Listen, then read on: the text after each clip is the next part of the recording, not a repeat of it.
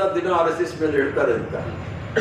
ಈ ದೇಶದಲ್ಲಿ ಸ್ವತಂತ್ರ ಪೂರ್ವದಲ್ಲೂ ಸಹ ಅವರು ಸ್ವತಂತ್ರ ಹೋರಾಟದ ವಿರುದ್ಧ ಇದ್ರು, ಸ್ವತಂತ್ರ ಬಂದ ನಂತರವೂ ಸಹ ಈ ದೇಶದ ಆಶಯಗಳಿಗೆ ವಿರುದ್ಧವಾಗಿರ್ತಕ್ಕಂಥವ್ರು. ಅದಕ್ಕೆ ನಾವು ಅವ್ರನ್ನ ವಿರೋಧ ಮಾಡಬೇಕಾಗುತ್ತೆ.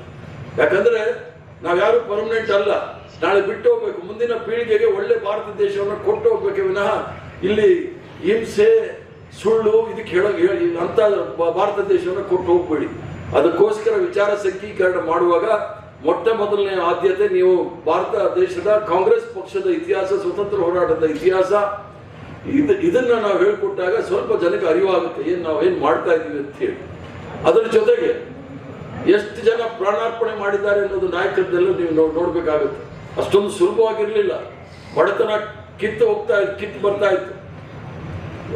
ಸುಮಾರು 60-70% ಜನ ಒಂದೊಂದು ಊಟದಲ್ಲಿ ಇರೋರು. ಅಮೆರಿಕ ದೇಶದವ್ರು ನಮ್ಗೆ ಗೋಧಿ ಕಳಿಸ್ತಾ ಇದ್ರು.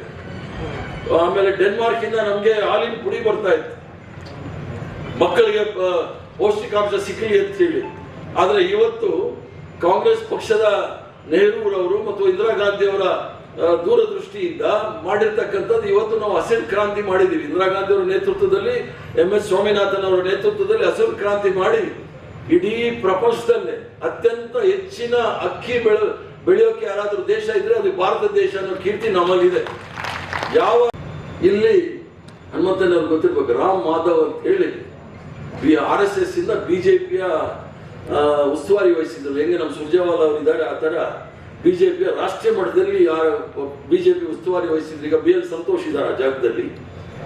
ಅವರು ಮೊನ್ನೆ ಅಂದ್ರೆ ಇದು ಹಿಂದೂಸ್ತಾನ್ ಟೈಮ್ಸ್ ಅಲ್ಲಿ ಬಂದಿರ್ತಕ್ಕಂಥದ್ದು ಹೇಳ್ತಾ ಇದ್ದೀನಿ ನಿಮಗೆ. ಇವರು ನಮ್ಮ ಇದಕ್ಕೆ GBAಗೆ ಇನ್ಚಾರ್ಜ್ ಅವರು, ಕಾರ್ಪೊರೇಷನ್ ಎಲೆಕ್ಷನ್ಗೆ. ಬಹಳ ಸಂತೋಷ, ನಾವು ಊರೆಲ್ಲ ಸುತ್ತೀವಿ ಎಲೆಕ್ಷನ್ ಅಂತ.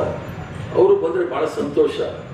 ಅವ್ರ ಇತಿಹಾಸ ನೀವು ನೋಡಿದಾಗ ಸುಮಾರು 4 ಮೀಟಿಂಗ್ ಮಾಡಿದ್ದಾರೆ ಕೊಲಂಬೋದಲ್ಲಿ, ಲಂಡನ್ ನಲ್ಲೆಲ್ಲ. GBA ಎಲೆಕ್ಷನ್ ಮಾಡೋರು ಪಾಕಿಸ್ತಾನದಲ್ಲಿ ಹೋಗ್ಬಿಟ್ಟು ಹಿಲ್ಟನ್ ಹೋಟ್ಲಲ್ಲಿ ಪಾಕಿಸ್ತಾನದ ಉನ್ನತ ಅಧಿಕಾರಿಗಳು, ಅದರಲ್ಲಿ ISI ಅಂತ ಇದೆ ಅಲ್ಲಿ, ಮೋಸ್ಟ್ ಡೇಂಜರಸ್ ಆರ್ಗನೈಸೇಷನ್ ಅದು, ಅದರ ಮೇಜರ್ ಜನರಲ್ ಜೊತೆ ಇವರು ಮಾತುಕತೆ ನಡೆಸಿದ್ದಾರೆ. 4 ಮಾತುಕತೆ ನಡೆಸಿದ್ದಾರೆ ಗುಪ್ತವಾಗಿ, ಗೌಪ್ಯವಾಗಿ. ಯಾಕಂದ್ರೆ ಅವ್ರ ಸಂಘಟನೆ ಅಷ್ಟೇ ಗುಪ್ತ ಕಾರ್ಯಸೂಚಿಗಳು ಇರ್ತಕ್ಕಂಥ, ಹಿಡನ್ ಅಜೆಂಡಾ ಇರ್ತಕ್ಕಂಥವ್ರು. ಅದರ ಒಂದು ಹೋಟ್ಲಲ್ಲಿ ಮಾಡುವ 4, ಅದು ಕೊಲಂಬೋದಲ್ಲಿ. ಇಂಡಿಯಾದಲ್ಲಿ ಮಾಡಿದ್ರೆ ಪರವಾಗಿರ್ಲಿಲ್ಲ, ಕೊಲಂಬೋದಲ್ಲಿ ಶ್ರೀಲಂಕಾಗ ಹೋಗಿ ಮಾಡಿದ್ದಾರೆ. ಅದೇನ್ ಮಾತಾಡಿದ್ದಾರೆ ಅನ್ನೋದು ಹೇಳಿ ಸ್ವಲ್ಪ. ಅದರಲ್ಲಿ ಅವ್ರ ಗುರುಗಳಾದ ಮೋಹನ್ ಭಾಗವತ್ ಅವರು ಹೇಳಿದ್ದಾರೆ, ಪಾಕಿಸ್ತಾನ ಜೊತೆ ನಾವು ಮಾತಾಡೋದ್ರೆ ಏನ್ ತಪ್ಪಿಲ್ಲ ಅಂತ. ನಾನೇನಾದ್ರೂ ಮಾತಾಡಿದ್ರೆ 2 ವರ್ಷ ನಾನು ಹಿಂದೆ ಬಿದ್ದುಬಿಟ್ಟಿದ್ರು. ಯಾವಾಗ ಇವ್ರು ಪಾಕಿಸ್ತಾನ ಹೋಗಿ ಅಲ್ಲೋಗಿ ಗಿರಿಯಾನಿ ತಿಂದು ಬಂದ್ರು ನನ್ನ ಸಾಹಸ ಬಿಟ್ರು. ಸೊ ಇವರು ಆಪರೇಷನ್ ಸಿಂಧು ಯಾರು ನಮ್ಮ ಸೈನ್ಯಾಧಿಕಾರಿಗಳು ಸತ್ತಿಲ್ಲ ಅಂದ್ರು. ಮೊನ್ನೆ ರಾಜನಾಥ್ ಸಿಂಗ್ 6 ಜನ ಸತ್ತಿದ್ದಾರೆ ಅಂತೇಳಿ ಅವ್ರಿಗೆ ಶ್ರದ್ಧಾಂಜಲಿ ಅರ್ಪಿಸಕ್ಕೆ ಎಷ್ಟು ಸುಳ್ಳು ಹೇಳ್ತಾರೆ ನೋಡಿ.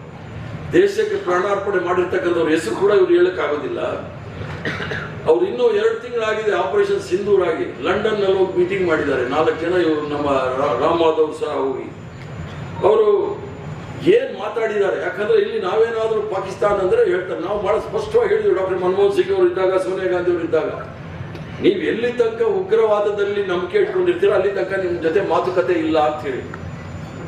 ಆದ್ರೆ ಇವರು ನಮ್ಮ ಪ್ರಧಾನಮಂತ್ರಿಗಳು ತಕ್ಷಣವೇ ನಮ್ಮ ನವಾಜ್ ಶರೀಫ್ ಅವರ ಮೊಮ್ಮಗಳ ಬರ್ಡೇಗೆ ಹೋಗಿ ಅಲ್ಲಿ ಕೇಕ್ ತಿಂದು, ಬಿರಿಯಾನಿ ತಿಂದು, ಶೇರ್ವಾನಿ ಹಾಕೊಂಡು ವಾಪಸ್ ಬಂದ್ಬಿಡು. ಲಾಲ್ ಕೃಷ್ಣ ಅದ್ವಾನಿಗಳು ಲಾಹೋರ್ನಲ್ಲಿ ಜಿನ್ನಾ ಅವರ ಮಜಾರ್ಗೆ ಹೋಗಿ, ಅಂದ್ರೆ ಅವರ ಇದಕ್ಕೆ ಹೋಗಿ ಸಮಾಧಿಗೆ ಹೋಗಿ ದೊಡ್ಡ ನಾಯಕ, ಜಾತ್ಯತೀತ ನಾಯಕ ಅಂತ ಹೇಳಿದ್ರು. ಇವರು ನಮಗೆ ಹೇಳ್ತಾರೆ ಚುನಾವಣೆ ಬಂದಾಗ ಪಾಕಿಸ್ತಾನ ಚಿಕನ್, ಮಟನ್, ಮछली, ಮಂಗಳಸೂತ್ರ, ಹಲಾಲ್, ಹಿಜಾಬ್, ಅಜಾನ್ ಅಂದ್ಕೊಂಡೇ ಶುರು ಮಾಡ್ತಾರೆ ವಿನಃ ಸಾಮಾನ್ಯ ಬಡ ಕಾರ್ಮಿಕ ಅಥವಾ ರೈತರ ಬಗ್ಗೆ ಯಾವತ್ತಾದ್ರೂ ಮಾತಾಡಿದ್ ಕೇಳಿದ್ರೆ ಕಳ್ಕಳಿ ಇದೆಯಾ ಅವ್ರಿಗೆ? ಇವತ್ತು ಪಾಕಿಸ್ತಾನ ಜೊತೆ ಮಾಡಿದಾರಲ್ಲ, ಮೋಹನ್ ಅದು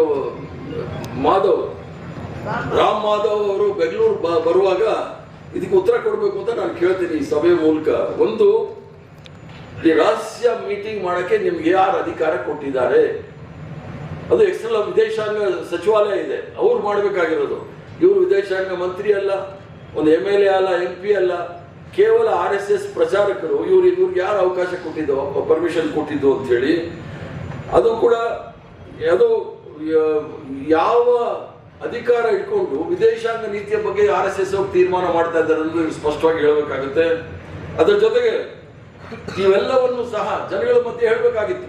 ನಾವು ಈ ತರ ಪಾಕಿಸ್ತಾನ ಕೊಟ್ಟಿತ್ತು 1947ನೇ ಇಸ್ವಿನಲ್ಲಿ ಮೊದಲನೇ ಬಜೆಟ್, ಅವಾಗ ಇಂಟ್ರೀಮ್ ಗವರ್ಮೆಂಟ್ ಅಂತ ಹೇಳಿ ನೆಹರು ಅವರೇ ಪ್ರಧಾನಮಂತ್ರಿಗಳಾಗಿದ್ರು. ಅವಾಗ 198 ಕೋಟಿ ರೂಪಾಯಿ ಮಾತ್ರ ಬಜೆಟ್ ಇದ್ದಿದ್ದು.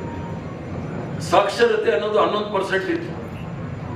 ಈಗಲೂ 76% ಹನುಮಂತನವ್ರು ಚೆನ್ನಾಗಿ ಗೊತ್ತಿದೆ. ಸಾಕ್ಷರತೆ ಇದೆ, ಆದ್ರೆ ಇಂಗ್ಲಿಷಲ್ಲಿ ಹೇಳ್ಬೇಕಾದ್ರೆ literacy is not mean that they are educated. ಸಾಕ್ಷರತೆ ಬಂದ ತಕ್ಷಣ ಅವ್ರು ವಿದ್ಯಾವಂತರಾಗ್ತಾರೆ ಅಂತ ಅಲ್ಲ, ಸಾಕ್ಷರತೆ ಇಲ್ದವರು ಬಹಳ ವಿದ್ಯಾವಂತರಾಗಿರ್ತಾರೆ. ಕಾಮರಾಜ್ ಅವರು ನಮ್ಮ ಮುಂದೆ ಇದ್ದಾರೆ. ಆದ್ರಿಂದ ಕೆಲವು ವಿಚಾರಗಳನ್ನ ಸ್ವಲ್ಪ ನೀವು ಇತಿಹಾಸ ನೀವೇನು ಜಾಸ್ತಿ ಮಾಡೋದು ಬೇಡ, ಅದು ನಿಮ್ ತಪ್ಪಲ್ಲ, ನಮ್ಮ ತಪ್ಪು. ಕಾಂಗ್ರೆಸ್ ಪಕ್ಷದ ಇತಿಹಾಸವನ್ನು ನಾವು ಯಾರು ಸಹ ಹೇಳಲಿಲ್ಲ. ನೀವು 25% ಕಾಂಗ್ರೆಸ್ ಪಕ್ಷದ ಇತಿಹಾಸ, ಸ್ವತಂತ್ರ ಹೋರಾಟ, ಸ್ವತಂತ್ರ ಪೂರ್ವದಲ್ಲಿದ್ದಂಥ ಹೋರಾಟವನ್ನ ನೀವು 25% ಕಳ್ಕೊಂಡ್ರೆ ಈ ಕಾಕಿ ಚಡ್ಡಿ ಕರಿ ಟೋಬಿ ಕೈ ದೊಣ್ಣೆ ಇಟ್ಕೊಂಡು ಊರು ಬಿಟ್ಟು ಹೊಡೋಗ್ಬಿಡ್ತಾರೆ. ಅವ್ರು ಯಾರು ಹೇಳೋದಿಲ್ಲ. ಧೈರ್ಯ ಮಾಡಬೇಕು. ನಮಗೇನು ಅವ್ರ ಮೇಲೆ ಹೇಳಬೇಕು ಅಂತ ಅಲ್ಲ, ಅವರು ನಮ್ಮ ಎಲ್ಲ ಮಹಾತ್ಮ ಗಾಂಧಿಯವರ ಏನು ಸತ್ವ ಸಿದ್ಧಾಂತ ಇದೆ, ಸರ್ವಧರ್ಮ ಸಮಭಾವ, ಇದನ್ನು ಒಪ್ಕೊಂಡ್ರೆ, ತ್ರಿವರ್ಣ ಧ್ವಜವನ್ನು ಒಪ್ಕೊಂಡ್ರೆ, ಸಂವಿಧಾನವನ್ನು ಒಪ್ಕೊಂಡ್ರೆ ನಮ್ಗೆ ಯಾರು ಸಹ ಅವ್ರ ಮೇಲೆ ವಿರುದ್ಧ ಅಲ್ಲ. ಅವ್ರದೇ ನಮ್ಮ ಶತ್ರುಗಳಲ್ಲ, ಅವರು ಭಾರತ ದೇಶದವರೇ. ಆದರೆ ಈ ಒಂದು ಭಾರತ ದೇಶದ ಭದ್ರ ಬುನಾದಿ ಏನಿದೆ, ಸ್ವತಂತ್ರ ಭಾರತದ ಸಂವಿಧಾನ, ಸ್ವತಂತ್ರ ಭಾರತದ ಪ್ರಜಾತಂತ್ರ, ಸ್ವತಂತ್ರ ಭಾರತದ ತ್ರಿವರ್ಣ ಧ್ವಜ, ಸ್ವತಂತ್ರ ಭಾರತದ ಜಾತ್ಯತೀತ ತತ್ವ ಮತ್ತು ಸಾಮಾಜಿಕ ತತ್ವದ ಬಗ್ಗೆ ಅವರಿಗೆ ಗೌರವ ಇದ್ರೆ ನಾವು ಸಹ ಅವ್ರ ವಿರೋಧ ಮಾಡಲ್ಲ.